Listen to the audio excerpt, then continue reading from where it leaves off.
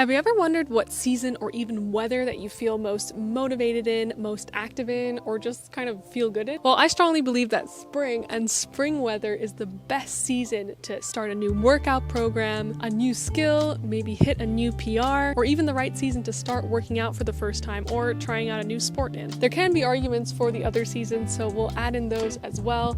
And I know there's so many people who are super diehard fans of the fall. So let's spring into action and get started. I'm really sorry for the pun, okay?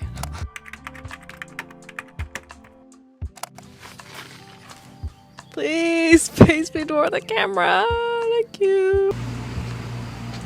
The farmers are really happy it's spring as well. We got so many mooing cows and tractors all over the place. So why is spring the best time to get moving? Well, here's 8 reasons why. Number 1, spring symbolizes fresh starts, renewal, and just new beginnings. This is the perfect atmosphere for setting new fitness goals. As mentioned earlier, this could be starting a new sport, hitting a new PR, starting a new skill, or just starting your fitness journey in the first place, aiming to build the habit. If you struggle with building habits, I also have a video on that, which I'll link at the end.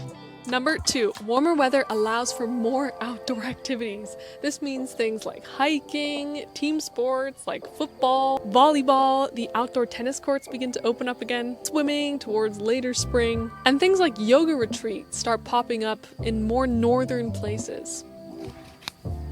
Please. No. Number 3. Spring also enhances our non-exercise activity thermogenesis, or our NEAT, or NEATs. NEATs just sounds better for some reason. I just want to add an S on there for some reason. Your NEAT, or NEATs, is the energy expended for everything that you're doing besides eating, sleeping, and sports-like activities. So this increases if we're doing more activities during the day, and we often end up doing more as the weather gets warmer. This increase in daily activity or energy expenditure can actually help accelerate weight loss if that is one of your goals. Number 4, increased daylight time also comes with spring. This means we get more time to fit a workout into the day and also get more exposure to the sun, which means more vitamin D. Increased vitamin D has been linked positively to our mood. It can help you feel mentally better, which in turn can help you feel more motivated and stick to your workout plan. Vitamin D has also been linked to the health of our bones as well. Number 5, less clothing, but not in the weird way. I mean it in the way where you don't have to lug a heavy coat with you everywhere you go.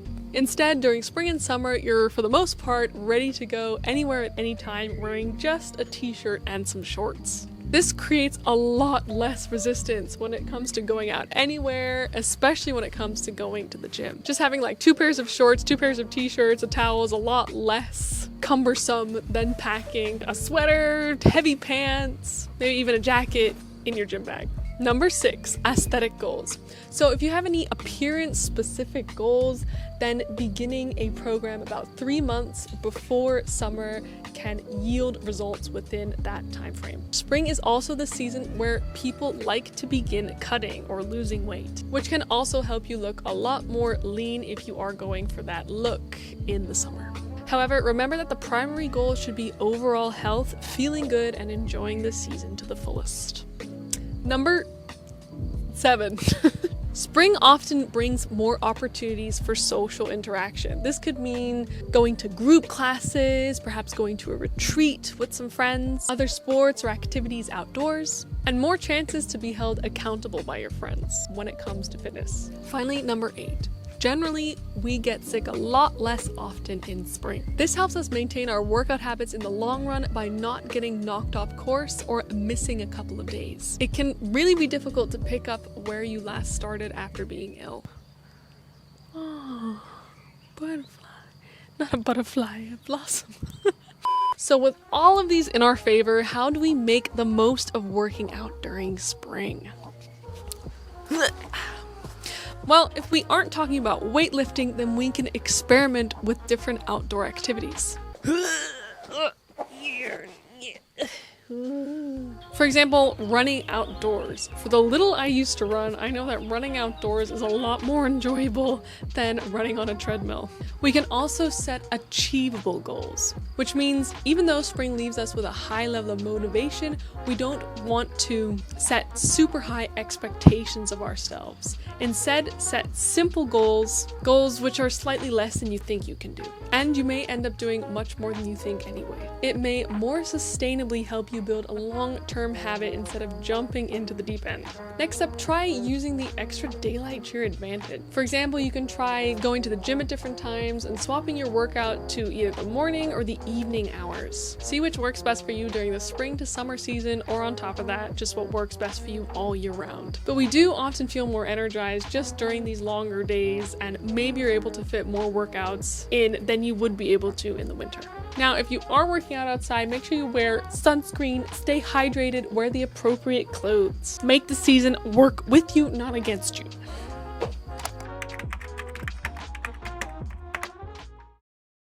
Okay, so, I guess none of this really matters if you have allergies. So here are a couple arguments for the other seasons, and again, feel free to help add to these in the comments. Summer is ideal for outdoor sports and water-based activities, more so than spring. A large chunk of spring can still be quite wintry and wet.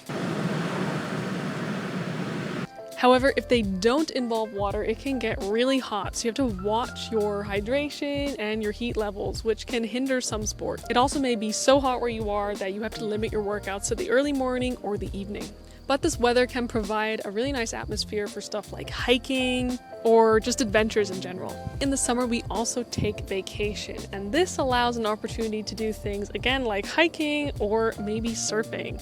It allows for more time in general to rest and do fun activities you've always wanted to try. Even things like exploring cities require much more energy than just sitting at a desk. That's kind of a given, but we do really have more opportunities for that kind of thing in the summer. Next up, we have autumn, or fall. We get less bugs, and in general, some of the outdoor sports and workouts can be enjoyable during this season. If you're into winter sports, this season can actually be motivating because it's that much closer to the first snow. But we do need to start dressing a little warmer and be mindful of slippy surfaces. Loads of slippy leaves out there, so I'm mainly talking to the runners.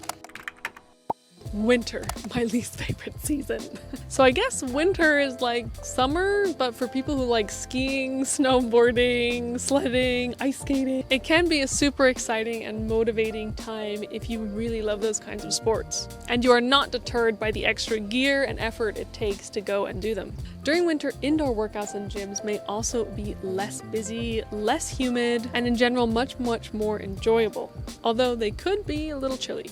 It really depends on where you are and the ventilation of your gym. Winter in the northern hemisphere often lands on New Year's, which provides us with a time to reflect and to set new fitness goals for the coming year. So in a way, it can also be exciting and motivating. Okay, please tell me what I missed in the comments, because I am really bad at advertising for the other seasons, and I am totally biased and have convinced myself that spring is the best season for working out. Okay, but putting all of that competition aside, how do we keep workouts consistent just through all of the seasons?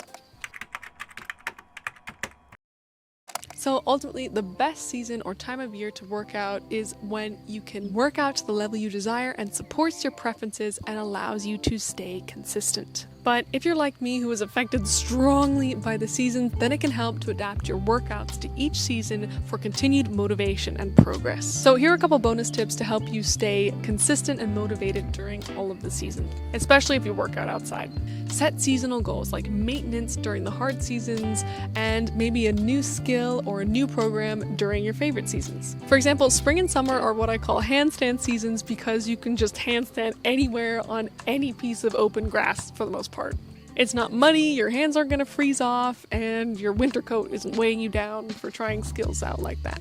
Next up, to stay motivated, you can try seasonal activities. So we did already mention this, but adding that variety can make sticking to your workout a lot easier. So for example, you could swap out swimming or running outdoors for running indoors or skiing as a form of cardio. Also just mix up your workouts and try new classes at different times of the year. Or on the flip side, you could also pick a sport or exercise like weightlifting weightlifting, or yoga, which you can do all year round. Something like that is definitely the best choice for consistent fitness, but you can also mix and match and do weightlifting, skiing, weightlifting, and swimming in the summer, or whatever you like. Again, adjust your workout time and take advantage of the weather. Unless keeping your workout time the same helps you stay much more consistent. Consistency over everything, definitely. Next, you can modify your exercise wardrobe, and this one's my favorite. I like to swap up my wardrobe each season with various colors or length of the pants, but who am I kidding? Like, most of my clothes are different shades of green. I'm a green minimalist, but it is super fun to shop for the right gear, if it's within your budget. It again brings a little bit of motivation in the form of variety, and getting a new piece of gear can make the next workout seem super exciting. It's something to look forward to. So again, for me, spring reigns supreme, and the other months are just there kind of for maintenance and snowy walks with my dog. I know, it's your first proper snow. Yeah. Remember, we're all different and we like different sports, but the end goal should be sustainable, long-term fitness and being able to work out through all seasons. However, if your part of the world is struggling to enter spring still, or you're actually entering to winter and you need a little bit of escapism and movement, then head over to my movement and mindfulness channel to be transported to spring and summer. The link is in the description. So again, let me know what time of year is your favorite to get moving in the comments. And if I've convinced you that spring is the best season, or you like the content, then hit the subscribe or the like button. Or both, please. Or both. Both would be better. Help me with the algorithm. Thank you for watching, and see you next time. We wait for the wind.